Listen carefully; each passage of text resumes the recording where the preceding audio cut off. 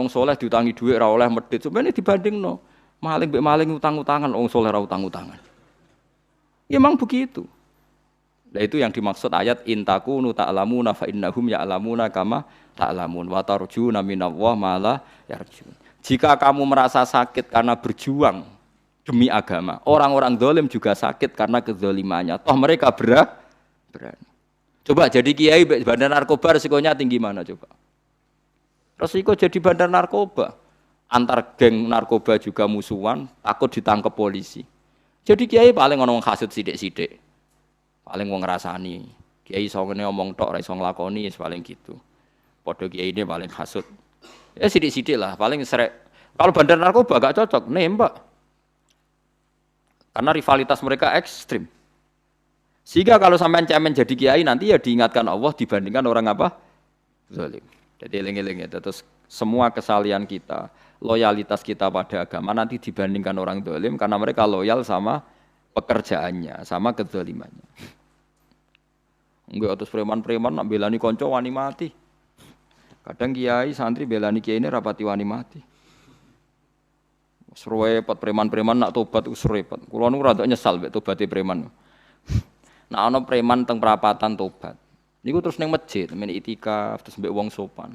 Niku ora pas sajane. Nah, tobat itu tetep ning perapatan. Sing dhisik gagu wong disingkirno. Jadi ku tobat tenan sehingga dhisik perapatan sing gawat dadi gak gawat. Mergo sing preman gawat diganti preman sing lunak. Ora terus ning masjid ya sing iki tetep diganti generasine ngono.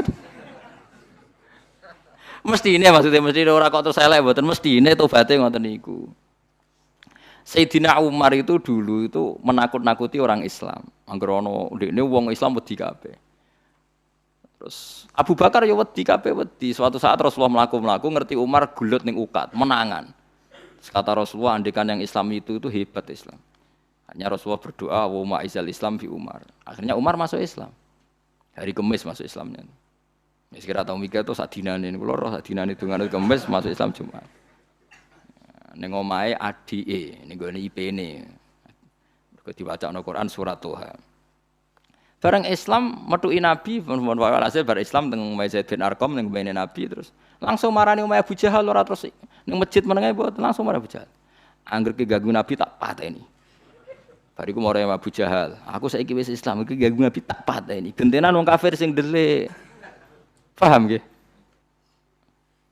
Jadi enak maksudnya. Lah misalnya terus Umar jadi sopan santun terus ketemu wong dilo, ketemu Abu Lahab monggo derek akhir. Wah. Kacau. Artinya enggak ada perubahan kan kalau gitu. Lan Ruhin mantan preman mboten kok tobaté ning kene ora roh kok. Mboten harus kiai dene. Mestine ngoten. Makanya Wahsy itu yang bunuh Sayyid siapa? Hamzah. Karena dia disuruh Hindun itu istrinya Abi Sufyan itu. Itu setelah membunuh Sayyid Hamzah dan dia Islam. Dan Nabi tidak siap melihat wajah Wahsy. Sumpahnya Wahsy apa?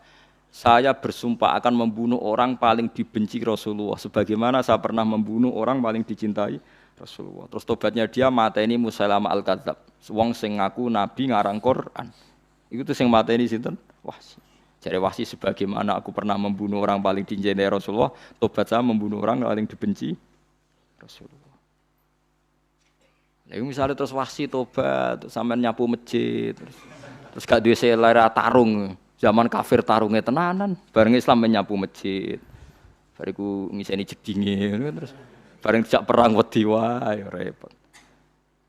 Ya niku ide kula tapi ora kudu nglakoni. Mau cerita ilmu, sampean ora kudu nglakoni. Ya tunggale wong preman brah-brah. Blonjo narkoba entek akeh dilakoni, nggo judi diakoni. Sewengi orang preman itu kalau judi 2 juta 3 juta. Bareng tobat ngleboni masjid 10.000. Padahal donyane jek akeh. Mestine tobat yo.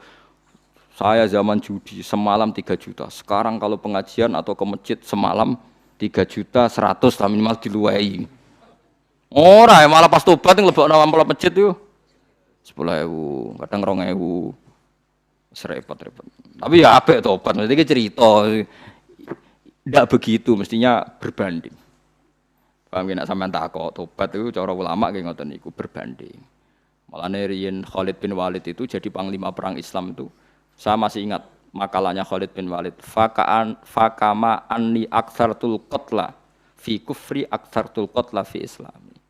Dulu ketika saya kafir adalah sangat banyak membunuh orang Islam. Perang Uhud kalah itu karena panglima orang kafir adalah Khalid. Dia cakap sekali dalam mengatur strategi perang. So, Khalid itu utek elek kan, pikirannya ala sahabat yang menuso ruhin es kayak wong wedok ambek apa jenenge ghanimah mesti medun. Sahabat ora kabeh koyo aku kan ono koyo kue barang macam-macam. Gunung Uhud itu dhuwure mok sak musolane iki jamira Gunung Uhud koyo Merapi niku mboten. Nah, kalau Merapi amanah ning dhuwur tetep ra kena, meleyang to. Jadi Gunung Uhud itu dhuwure sak musolani mbok dhuwur putih. Wong kula nate mriko bolak-balik kan nggak bisa nih orang tahu. Kula kaya wong India dadi melok itikaf teng gunung napa Uhud. Mbok piye dalile apa ya ora roh. Lah itu Khalid bin Walid pinter, dia ketika kalah itu muter ke belakang terus ghanimah itu dilepas. Ya, dulu itu dalam perang dulu tuh ghanimah itu kan perempuan sama apa? Ya sama barang-barang itu. Ketika dilepas itu dianggap sudah mengaku kalah. Ada sahabat yang kok ruhin itu udah akabir sahabat, ada sahabat papan atas, sahabat yang seperti itulah. Sahabat kebanyakan turun ternyata Khalid itu muter terus naik dari belakang. Pas sahabat turun, dia naik dari apa? Yo penak karek manai kok dhuwur, itu akhirnya kalah. Itu ya gara-gara strategi ini Khalid bin Walid. Nah terus dia bersumpah, saya bersumpah semua kecerdasan saya, semua kecanggihan saya akan saya gunakan untuk membela Islam. Nuklimake itu di perang Tabuk, di perang Yarmouk, di perang Tabuk. Itu di panglimani siapa saja yang ditunjuk Nabi itu kalah. Termasuk Ja'far bin Abi Thalib itu padahal panglima yang ditunjuk Nabi. Usamah ya kalah. Abdullah ya kalah. Semua yang ditunjuk Nabi itu mati semua. Akhirnya panglima diambil siapa? Khalid. Taruh saja gini strateginya. Anggap saja Arab itu padang pasir. Tidak sampean biar tahu bahwa orang soleh yang cerdas itu banyak. Jangan kira soleh itu tidak butuh kecerdasan, butuh. Arab itu kan padang pasir. Mau jelas gini, gambarannya apa? Padang pasir.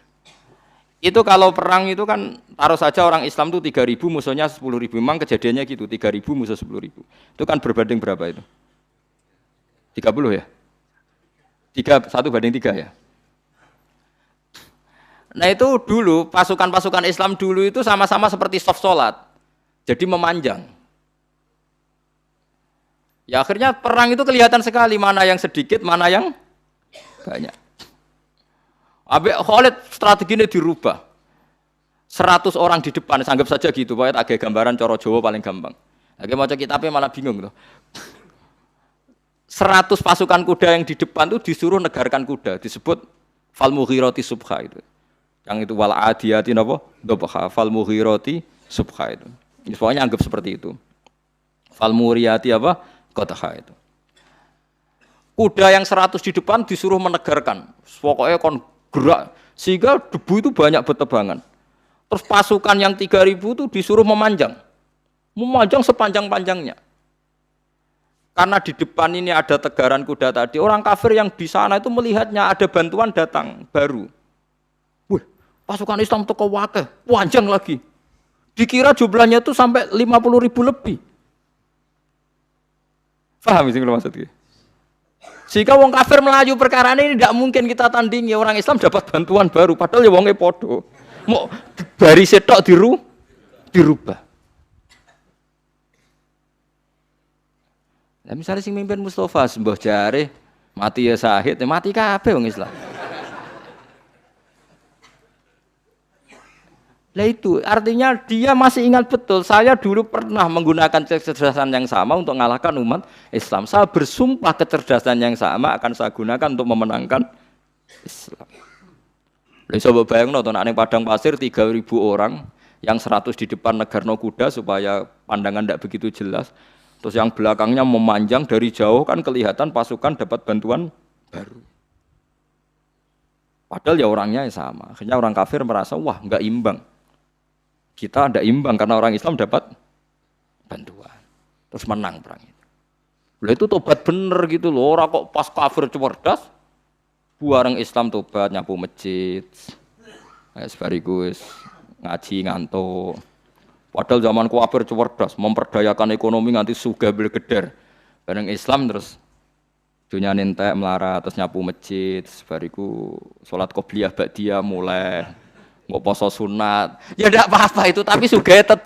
Kok zaman kafir sugih, zaman Islam kere, mestinya zaman Islam ya sugih, terus kecerdasan dan hartanya untuk liizatil Islam wal muslimin. Mestinya, tapi ya nggak apa-apa kalau ada tobat model gitu ya tidak apa-apa. Ojo kok terus dari Gus Pak ngene ku elek ya ora ana jenenge tobat mesti apik, tapi enggak fair gitu loh. Mosok zaman nakal serius, zaman tobat sekenanya itu kan fala tuti mongko aja taat sira al kafirin ing pira-pira kafir fi hawahum ing dalem selera hawa nafsune wong kafir. Wajahidhum lan merangi sira hum ing kufar. Merangi maksudnya berjuang bihi kelawan Quran. Maksudnya hujjah. Uang iku nak merangi wong kafir nganggo Quran, ndak mesti perang iku nganggo pedang. Niki jelas kita bire ke wajah hidum bihi ebil Quran. Maksudnya perang nganggo Quran itu kita melatih argumentasi atau hujah yang dengan hujah itu jelas-jelas ketok bener agama napa Islam. Wajahid lan merangi sira hum ing kufar bihi lan Quran ayat Quran itu Quran jihad dan kelawan perang atau kelawan jihad kelawan berjuang kabiran kang gede. Wa wa ta'ala wa alladzi zat maroja ingkang lepas sapa Allah al-bahraini ing dua laut. Arsala tegese nglepas sapa taala huma ing al-bahraini mutajawiraini hale berdampingan. Hadza utawi iki ku asbun iku banyu sing banget segere, banget manise, banget segere. Furatun tur enak diombe, sadidul udzubati tegese banget manise. Iki kuno nak manane mudah diminum. Wa hadza utawi iki ku milkhun iku banyu asin, ujajun tur banget paite. Sadidul muluhah tegese banget paite. Tapi wasemono sungai sing gampang diminum. Misalnya sungai Komerapi sing napa gampang diminum maksudnya buatan pahit. Ketemu laut sing banget pahite, meskipun banget asine, apa hakikate gawe wajah alalan gawe sapa Allah taala bainahuma antarane banyu sing napa tawar lan banyu sing asin, Allah gawe barzakhon ing pemisah, hajizan tekse pemisah. Kita ndak tahu pemisahnya piye, pokoke akeh sing cerita banyak di tengah laut tuh air napa tawar. Layak tali itu ora campur apa ahadu masalah sijine banyu asin dan banyu tawar bil akhari kelan sing liya. Mergo wonten apa hajiz, wonten apa hajiz, ana pembatas. Wa hijron lan tegese pembatas mahjuron kang iso nglindungi. Esitron tegese tutup. Mamnuan kang iso den cegah bi sebab anane sitru. Sebab anane pembatas apa ikhtilatuhuma apa campure banyu asin dan banyu tawar. Wa alami wa